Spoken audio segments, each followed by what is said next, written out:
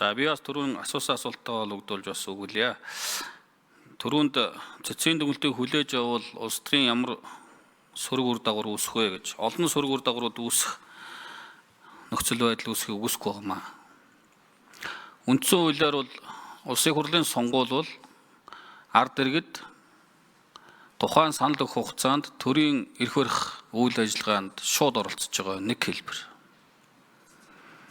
Гагцхүү сонгуульдаа оролцохгүй хэрнээ дараа нь сонгуулийн үр дүнг хүлээн зөвшөөрдөг гэдэг юм уу? Төр засгийг муулаад идэг нэг хэсэг сонгогчид байна. Тэгээ улсын хурлаас бол сонгуулийн хуулинд аль болох иргэн болгоныг сонгогч болгоныг сонгуулаа өгөх нөхцөл болцоог бий болгох чиглэлээр л хуулийг хийсэн. Гэхдээ зарим улс оронд бол бүр тэр итэл журамт үүрэг болгоод сонгуулаа өгөөгүй бол торгуул хоногдуулдаг хүртэл улс орн байгаа шүү дээ. Эн чинь цаанаа юу хэлж байгаа юм гэхээр төрийн эрх барих үйл ажиллагаанд иргэн болгон оролцоо.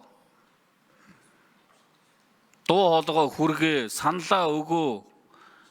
Өнгөрсөн хугацааны муу мухай болгоныг одоо төр засаг руу чигч байгаа бол тэр үйл ажиллагаанд та өөрөө оролцсон юм уу, оролцоогүй юм уу? Саналаа ходоодороо өгсөн юм уу, өгөөгүй юм уу?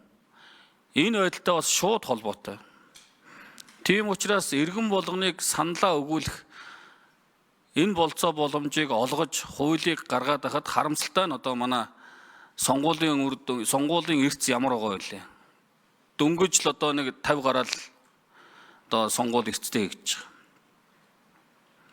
Тийм учраас болж игэл цаашдаа бол одоо энэ сонгуулийг өндөр эрцтэй хийлгэх, оролцуулдаг байх, тэгчээд одоо төрийн эрх барих үйл ажиллагаанд оролцуулчаад дараа нь одоо төр засагтай асуудлаа ярьдаг байх. Энэ байдал руу орох хэрэгтэй байна. Тэгэхгүйгээр тэгж иргэн болгоныг оролцохгүйдээ сонгуулийг бүр ажлын өдрийг амралтын өдөр болгож байгаад хийлгэж байгаа шүү дээ. Гэтэл харамсалтай нь манай залуучууд эсрэгээр нь амралтын өдөр болгонгууд тэрэлж рүү яваад гэж байгаа шүү дээ. Ийм л байдалтай байна. Тийм учраас сонгуулаа аль болох оролцож, сонгуульдаа оролцож төрийн эрх барих байгууллагаа сонгох энэ үйл ажиллагаанд иргэд сонгогчдыг одоо эрц өндөртөө оролцуулах нь бол чухал байгаамаа. Нөгөө талаар мандатын тоотоо бас хамааралтай болж ирж байгаа. Улс төрийн намуудыг төлөвшүүлэх үйл ажиллагаатай шууд холбоотой болж байгаа. Одоо бол ингээд цэцгийн дүгнэлтийг хүлээгээд авчвал багаар ажилдаг улс төрийн одоо баг байхгүй болох нь, намын бодлого гэж байхгүй болох нь, амиа бодороо намайг дэмжээрэй гэдэг ийм тоглолт руу орох нь, бодлогогүй болох нь. Нөгөө талаар тухайн тойргийн сонгогчдын бараг 50% хүрэхгүй хэмжээний саналаар улсын хурлын гишүүн болох тэр болцоо боломж үүсгэх нь. 100 гишүүний санал авчаад одоо их хурлын гишүүн болох болцоо боломж үү таалга нэгтгэх нь шүү дээ.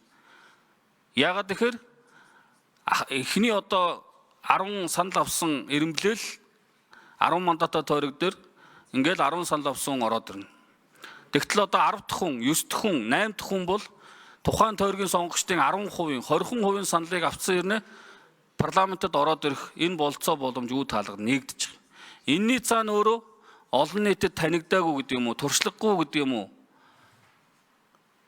Ийм улс төрчид, ийм одоо хүмүүс парламентод орж ирэх тэр болцоо боломжууд бас тэр хэрээр үүсэж байна. Тийм үүднээсээ би бол энэ 19 оны сонгуулийн хууль бол тухайн тойргийн мандатын тоотой тэнцүү хэмжээний одоо нэр дэвшигчдийг дугуулж иж таны санал хүчинтэй байна гэдэг нь өөрөө аль болох сонгогчдыг сонгуульд идэвхтэй оролцуулах, төрийн эрх барих дээд байгууллагаа сонгох үйл ажиллагаанд идэвхтэй оролцуулах, эргээд Монгол улсын төр засаг, улсын хурал, сонгуул зохион байгуулалтаа болох хил амгүй бүрдэх олон талын ач холбогдолтой ийм заалт байсан болов уу гэж би бол хувьдаа харж байгаа.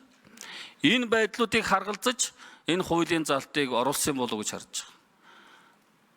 Тийм учраас би бол хувь гишүүнийхээ хувьд бол одоо бас энэ цэцгийн дүгнэлтийг хүлээж авахгүй байх ёстой гэсэн ийм одоо байр суурьтай байгаагаа бас хэлье. За ингээд үндсэн хуулийн цэцгийн дүгнэлттэй холбогдуулан гишүүд үг хэлж дууслаа.